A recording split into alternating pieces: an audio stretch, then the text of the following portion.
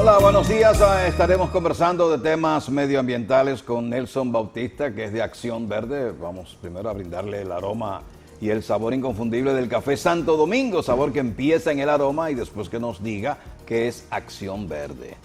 Buenos días, Nelson. Buenos días, buenos días. Háblenos, gracias, dama. Háblenos de Acción Verde, ¿qué es eso? Bueno, Acción Verde, don Jaime, gracias por invitarnos siempre a este gran espacio. Y placer. Acción Verde es una organización sin fines de lucro dedicada a temas ambientales con más de 10 años ya de establecida y que se enfoca básicamente en recopilar, difundir informaciones sobre la situación ambiental del país y a nivel global. Además, trabajamos de la mano con proyectos puntuales, como de forma voluntaria, por ejemplo, casos como el Jardín Botánico de Santiago o las áreas protegidas, muchas de las áreas protegidas del país hemos desarrollado algunos proyectos. Usted siempre tiene el discurso de que mucha gente que habla de medio ambiente nunca ha plantado un árbol. En nuestro caso, pues hemos encabezado muchos proyectos de reforestación sostenible, y esto es que, por ejemplo, la mayoría de personas e instituciones a veces lo invitan a una jornada de reforestación, siembran la matita y creen que ya resolvieron el problema. Y nosotros entendemos que la reforestación tiene que hacerse con un criterio, con un asunto de seguimiento y que permita la sostenibilidad en el tiempo. Y además, de esto de Acción Verde en los últimos años nos hemos enfocado mucho en acompañar el movimiento que trata los temas de cambio climático, especialmente el movimiento del Cuerpo de Liderazgo de Cambio Climático que encabeza el ex vicepresidente Al Gore. Y un poco preocupados con esa temática, pues nos enfocamos mucho en el tema educativo de cara a las personas que orientan otros, o sea, a los facilitadores, profesores, universidades, para que el tema sea puesto en el tapete, porque nosotros, como país, estamos dentro de los primeros vulnerables al cambio climático y como isla dentro de los primeros 10. Nelson, he estado leyendo, dándole seguimiento, porque me duele lo que está pasando en Amazonas, en la Amazonía, en las Amazonas, en Brasil y los otros países que comparten esa extensión de terreno que ha sufrido incendios muy fuertes que ya parece que están ya en extinción. Pero en principio todo lo que oía era que el Amazonas representa el 20% del oxígeno de la humanidad y que por eso es un pulmón del mundo. Pero luego entonces leía una investigación en la que decía que no es verdad que el Amazonas representa ningún porcentaje del oxígeno, y ahí se establecía qué es el oxígeno y cómo se genera. ¿Qué de cierto hay entre una y otra versión? ¿Usted qué sabe de eso? Mire, lo que pasa con bosques como el Amazonas es que en sí mismos no son los generadores de oxígeno. Su función esencial es el secuestro de carbono, de los gases que provocan el efecto invernadero. Sin embargo, puede que sea responsable de más del 20% del oxígeno. No porque lo produzcan los árboles, porque la mayoría de los procesos que se dan dentro de bosques tan densos, el oxígeno que produce, el mismo árbol lo aprovecha. Sino porque los servicios ecosistémicos que brinda, por ejemplo, toda el agua que vierte hasta el océano, 225 metros cúbicos por segundo, que es una cantidad inimaginable de agua, alimentan los microorganismos del océano, que es donde sí efectivamente se produce más de la mitad del oxígeno del planeta. De forma que en forma directa el Amazonas es responsable mucho más del 20% de una manera u otra. Lo que es errado es pensar que solamente los árboles del Amazonas en el secuestro del carbono y la emisión del oxígeno es quien lo produce. Igualmente el tema del agua. No solamente por el agua que secuestra entre sus raíces y la van liberando, sino porque es tan inmenso los bosques del Amazonas y el tipo de árboles que tiene, que son capaces de generar sus propias lluvias coyunturales y su microclima. Y además porque el río de agua, que no es el que se ve, el Amazonas es el río más grande del mundo, es la cuenca hidrográfica más grande del planeta. Pero la que no se ve, la que se transporta por encima de los árboles en forma de vapor de agua, es todavía mucho mayor e involucra mucho más países de lo que están en el Amazonas como tal. De hecho, todos los países que dependen de la cordillera de los Andes para su agua dependen precisamente de bosques como el Amazonas para que no se expanda el desierto. Se llega, por ejemplo, hasta Chile y llega hasta Argentina y llega hasta los países del Cono Sur. Exacto.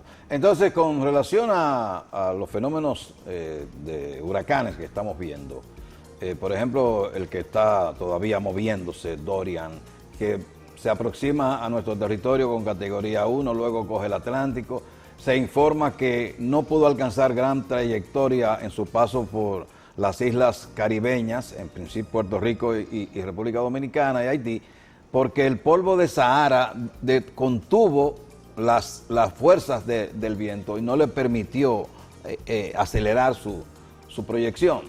Entonces, todo esto que estamos viendo como fenómenos, probablemente se estén produciendo esos fenómenos hace cientos de años, pero ahora es que le prestamos atención a esto porque por la difusión que se da a través de todos los medios, la internet y todo eso.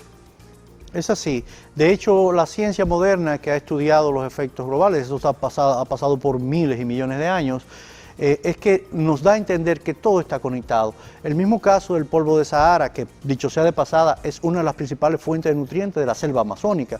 Durante siglos ha funcionado así y ha permitido la gran biodiversidad que allí existe. Funciona como un anticiclón, impide la formación de que los vientos ciclónicos se expandan y alcancen la fuerza que han alcanzado. Fíjese que en tiempos donde no hay tanto polvo del Sahara, como el caso de María que devastó Puerto Rico, en apenas horas el huracán María se convirtió en categoría 5 y abatió Puerto Rico. En el caso de Dorian, tan pronto se va del polvo de Sahara, emprende rumbo en el Atlántico, en cuestión de horas también empieza a incrementar categoría y llega a categoría 4, a categoría 5, porque ya no tiene la incidencia del polvo de Sahara. Entonces, los humanos tenemos que entender que todo en el planeta está conectado, por distante que lo veamos, por inimaginable que lo pensemos. Cuando decíamos aquí que el polvo de Sahara nublaba el horizonte dominicano y a veces no te impedía ver las montañas, se veían grises, mucha gente decía, del Sahara aquí, eso es una especie de ficción, y no entendemos que es así, y que provoca, por ejemplo, alergias, pero que también favorece a la vida, porque muchos organismos, muchas plantas necesitan de los minerales que trae el polvo de Sahara para su subsistencia, y tenemos que entender que todo está conectado y por eso es tan importante que nosotros tomemos en cuenta los efectos del cambio climático sobre islas como la nuestra. Vamos a colocar unos mensajes para la continuación del cafecito de hoy. Presentación del cafecito con Nelson Bautista, que es un...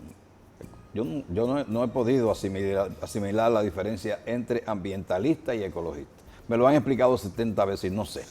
¿Qué es lo que es un ambientalista? Bueno, un ambientalista es una persona, no necesariamente un científico, que se ocupa de los temas ambientales en sentido global, o sea, en sentido, dicen así, holístico, o sea, todas las aristas.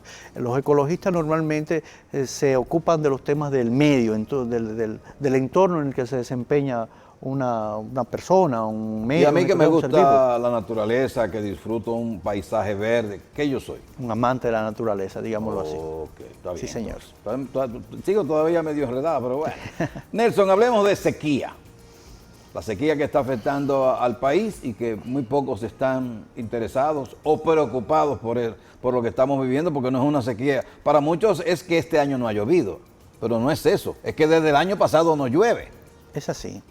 Digamos que desde marzo de 2018 estamos atravesando uno de los periodos no solamente más secos que hemos tenido, sino más catastróficos en la historia que se tiene documentación en el país. Preocupante porque ni el ciudadano ni las autoridades parece que han tomado el tema en serio. Y digo esto porque, y lo he escuchado usted varias veces decir, aquí nadie está hablando del tema de la racionalización del agua, de que por lo menos se controlen los cultivos que necesitan siembra por inundación, por ejemplo el arroz, que es uno de ellos. El banano también necesita mucha agua, aunque menos, ¿verdad? Pero también está el tema del desperdicio de agua en lavaderos improvisados en todas partes, y solamente cuando la sequía hace un pico, los organismos que tienen que ver con eso intervienen. Sin embargo, usted escucha declaraciones irresponsables, desaforadas, como el director del INDRI, del Instituto Nacional de Recursos Hidráulicos, que dice que nosotros tenemos reserva para 3 meses. No sabemos de dónde él saca ese número, porque no funciona tan simple como que las reservas dan para 3 meses. Puede haber eventualidades, puede haber situaciones. Además, ¿quién ha dicho que septiembre y octubre necesariamente va a llover? Septiembre y octubre del pasado año ni siquiera llovió. Si la sequía se extiende, como parece que se va a extender hasta más allá de octubre, nosotros nos veremos en condiciones feas, y nadie, ni desde el Estado, ni desde la sociedad civil, parece estar tomando la iniciativa de generar la alerta de que debemos racionalizar el agua. Sí, porque yo entiendo que el director del INDRI debió hablar de la sequía, de la gravedad, pero no establecer que tenemos agua por 3 meses, porque ¿cómo midió?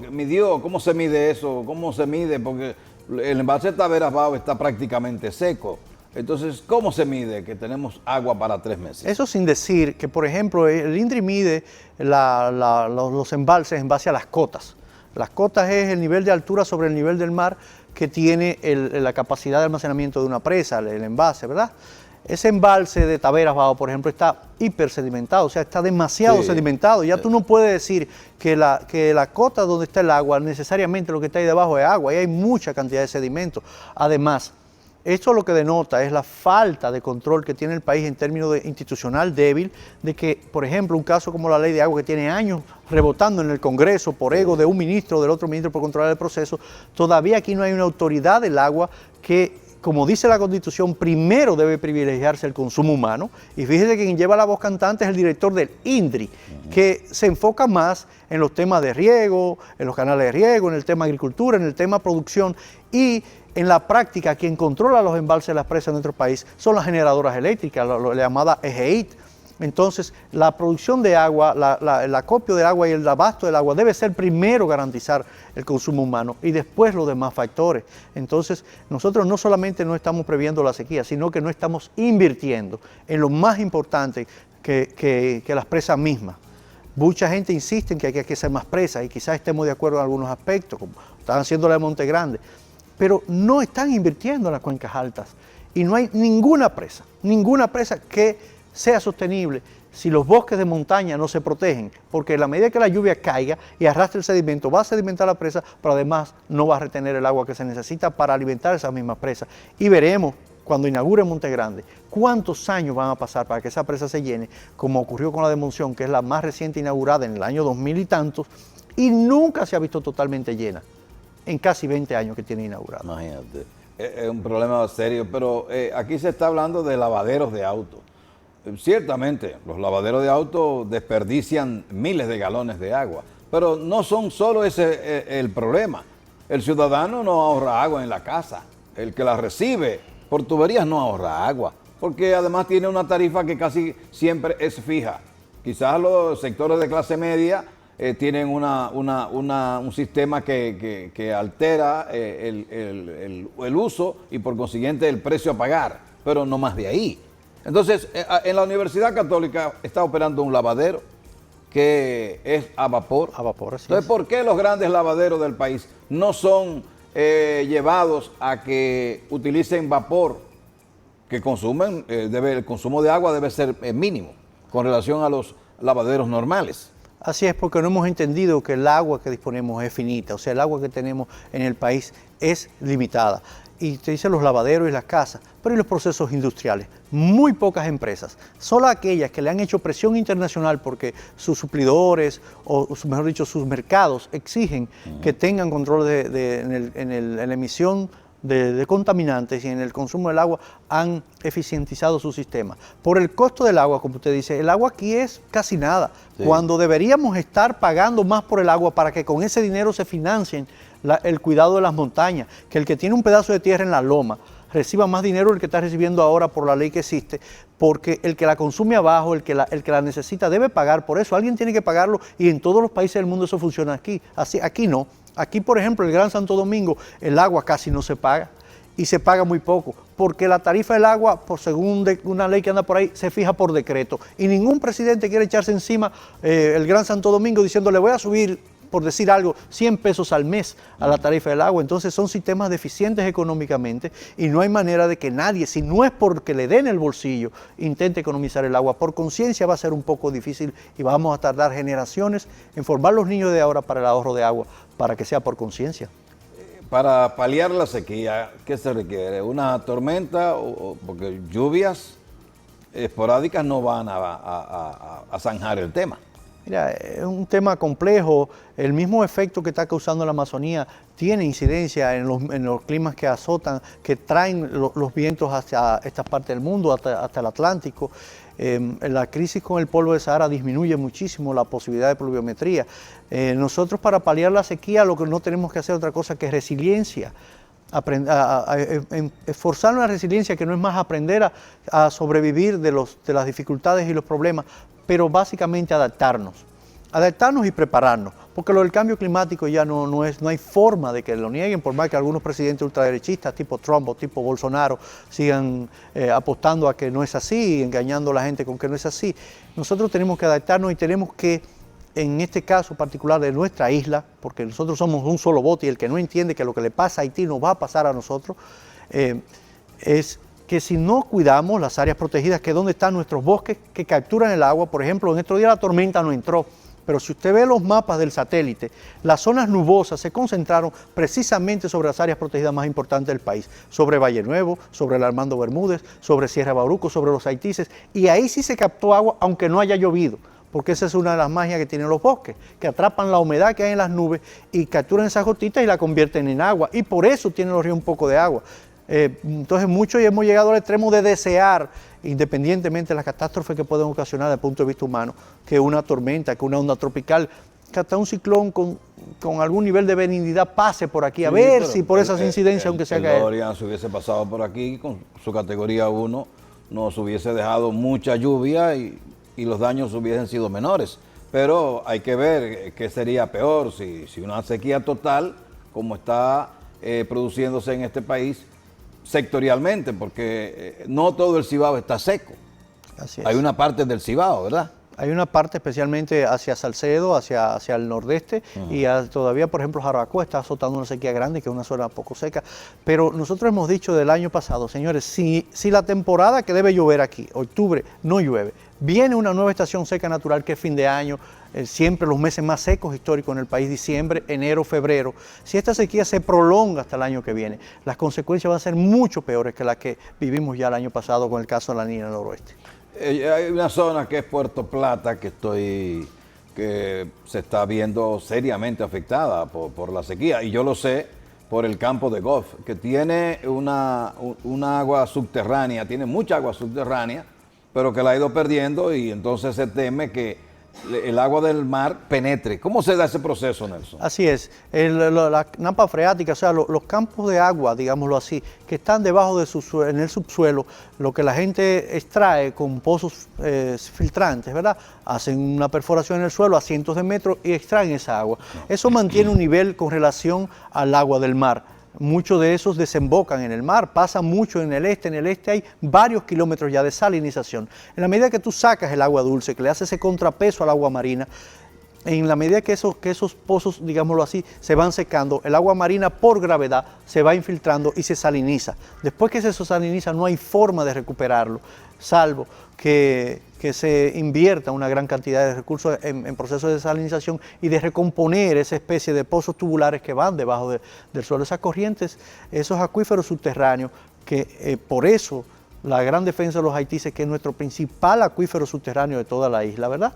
Y en el caso del este, casi todos los hoteles del este dependen de esos acuíferos. En el caso del norte ya se está dando, porque paradójicamente los vientos alisios vienen desde el norte y deberían las montañas, la cordillera septentrional, abastecer más de agua con los ríos que nacen hacia Puerto Plata. Pero si usted ve, por ejemplo, el caso de Baja Bonico, que es el que alimenta los 27 charcos, está tan seco que pone en riesgo inclusive la operatividad de los 27 charcos como recurso económico y ecoturístico. Pero más que eso, pone en riesgo el abasto de agua para zonas como Puerto Plata, Sosúa, Cabarete y toda esa región en la que el turismo necesita mucho consumo de agua y que es uno de los recursos que van a verse en peligro si la sequía continúa. Bueno, el panorama no es nada alentador que digamos, y desgraciadamente en la población ni funcionarios ni pueblo están preocupados. Solo aquellos que no están recibiendo agua entonces se dan cuenta del valor que tiene este líquido. Pero los demás no están en eso, que es lamentable. Nelson, gracias por estar aquí. Nelson Bautista de Acción Verde, un grupo ecologista. Ambientalista en este caso y ecologista también. Y antes de terminar, ¿el Jardín Botánico cómo está? El Jardín Botánico está bien, con una preocupación básicamente en este momento económica, es que el presupuesto general de la Nación para este año fue recortado por un tema todavía que desconocemos y que aspiramos a que el año que viene sea restablecido. ¿Por qué? Porque todos los proyectos que están en desarrollo, en la planificación del jardín para cuando se inauguró, están supuestos a estar en marcha para el año que viene. Por ejemplo, nosotros somos sede del Congreso Internacional de Jardines Botánicos, en conjunto con el Botánico de Santo Domingo, para marzo del año que viene. O, por ejemplo, nuestro tren, que ya lo hemos anunciado, aquí mismo lo anunciamos hace unos meses, ya está en camino, un aporte de una institución financiera, y va a empezar en operaciones en noviembre. Todo eso requiere, cada vez que llega un elemento nuevo, un mariposario que se va a inaugurar ahora también el mes que viene, ya está terminado. De la Fundación Propagás. De la Fundación Propagás. Todo eso requiere recursos, requiere inversión, y nosotros necesitamos el apoyo de la gente y del gobierno para que eso ocurra. Pero el mariposario es construido en su totalidad por la Fundación Propagás. Sí, la Fundación ha aportado un 70% del costo, el restante 30% lo ha puesto el Consejo, el Patronato, pero el mariposario está llamado a ser sostenible. Ya de hecho está en operación de forma discreta, pero el entorno, que es lo que se está remozando, le falta un 10-15%, debe estar en 1 o 2 semanas listo ya. Muy bien, vamos a los mensajes para la continuación del cafecito de hoy.